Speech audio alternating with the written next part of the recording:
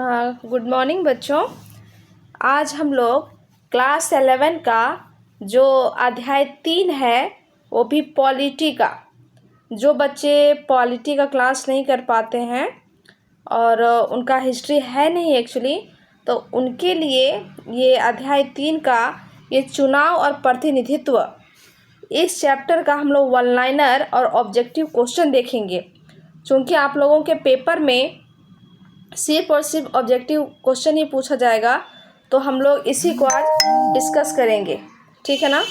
चलिए तो शुरू करते हैं। ये अध्याय 3 है, चुनाव और प्रतिनिधित्व। इसको देखते हैं। इसमें वन लाइनर पहले देख लेते हैं, फिर हम लोग ऑब्जेक्टिव की तरफ जाएंगे। भारत निर्वाचन आयोग की स्थापना 25 जनवरी 1950 को हुई थी। ये बहुत इम्पोर्टेंट है। कब हुई थी भारत निर्वाचन आयोग की स्थापना? 25 जनवरी 1950 को। दूसरा पॉइंट है, भारत निर्वाचन आयोग एक अस्थायी संवैधानिक संस्था है। भारत निर्वाचन आयोग जो है एक अस्थायी संवैधानिक संस्था है। संविधान के भाग 15 अनुच्छेद 324 से 329 में निर्वाचन से संबंधित नियम दिए गए हैं। याद रखना है, कौन सा अनुच्छेद? अनुच्छेद 324 से 29। कौन से भाग में निर्वाचन का चर्चा है? तो भाग 15 में है। अगला, निर्वाचन आयोग में एक मुख्य चुनाव आयुक्त होते हैं और 2 अन्य चुनाव आयुक्त होते हैं, और इनकी नियुक्ति करते कौन हैं? राष्ट्रपति करते हैं। इन तीनों की नियुक्ति जो है राष्ट्रपति करते हैं। अगला, इलेक्ट्रॉनिक वोटिंग मशीन ईवीएम का प्रयोग सबसे पहली बार कब हुआ था? तो 1982 में हुआ था। कहाँ हुआ था? तो केरल विधानसभा चुनाव में हुआ था। 1999 में इलेक्ट्रॉनिक वोटिंग मशीन का प्रयोग करके पूरे राज्य में चुनाव कराने वाला पहला राज्य कौन है? वो है गोवा। कब हुआ था? 1999 में, ठीक है ना।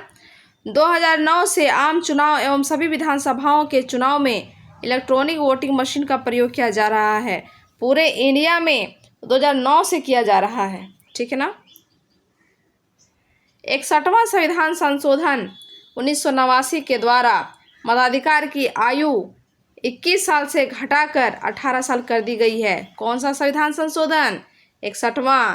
कब हुआ था? 1989 में। क्या उसमें प्रावधान लाए गए?